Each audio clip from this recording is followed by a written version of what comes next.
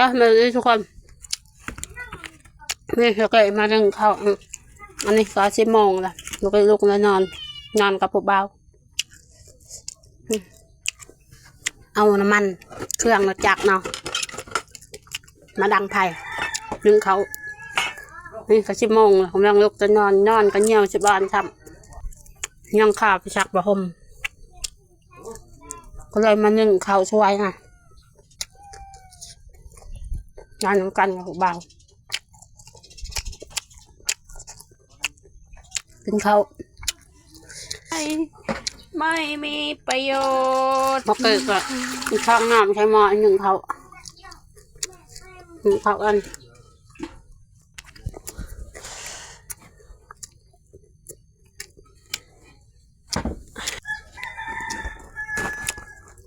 ยังอุ่นเขาเขาเย็นพอเกิดก็จำหงจะหน่อยนึ่งเขาปะจำหง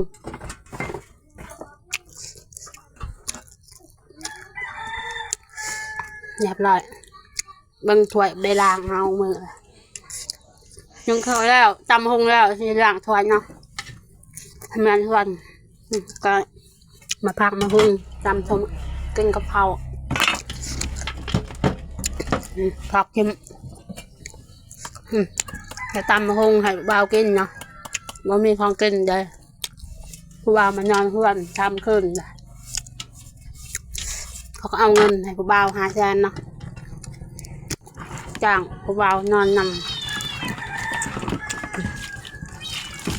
กินเขา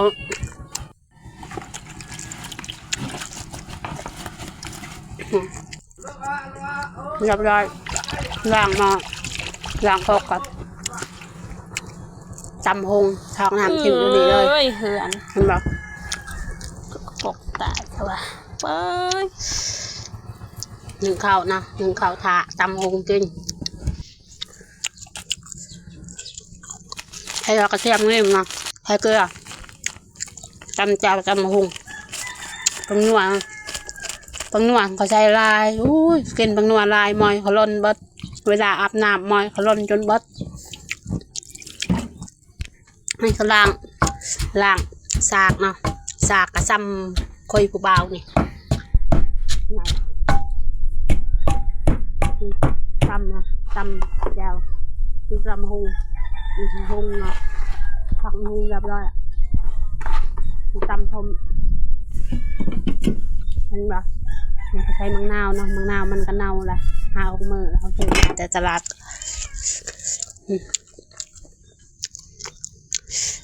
ใช้หน่อยเดียวใช้ลายแสบลายมังนาวใช้ไปแล้วใช้น้ำตาลเนาะให้แสบกิน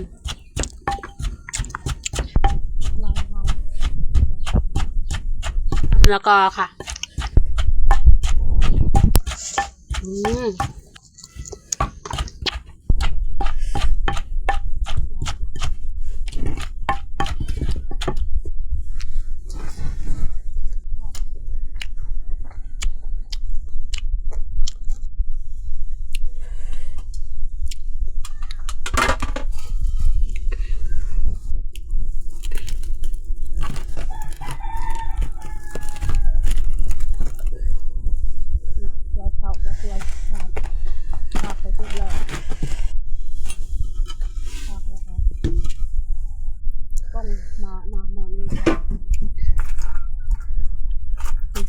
เอาตำหงใส่กระถาดไปกินเนาะกินข้าวแห้ง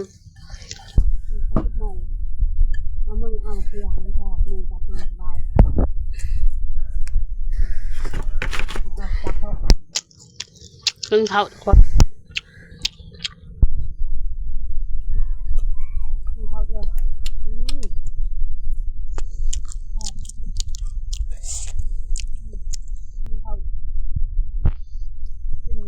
ลงเพื่อนเนาะอยากเบิ่งผู้บ่าวนี่เบิ่งทางเนาะ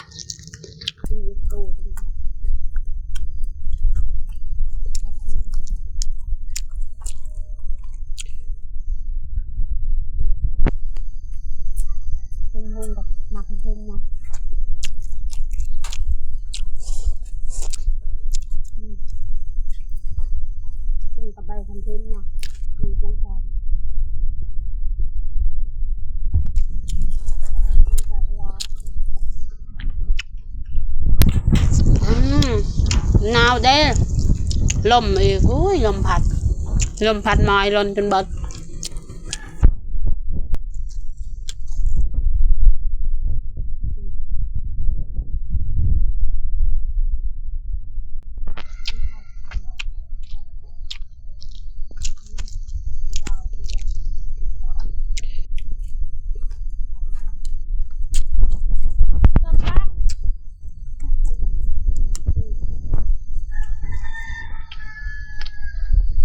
จะจักพัน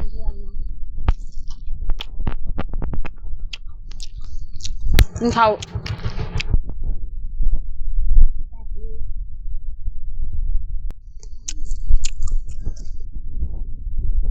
ทราบขนาด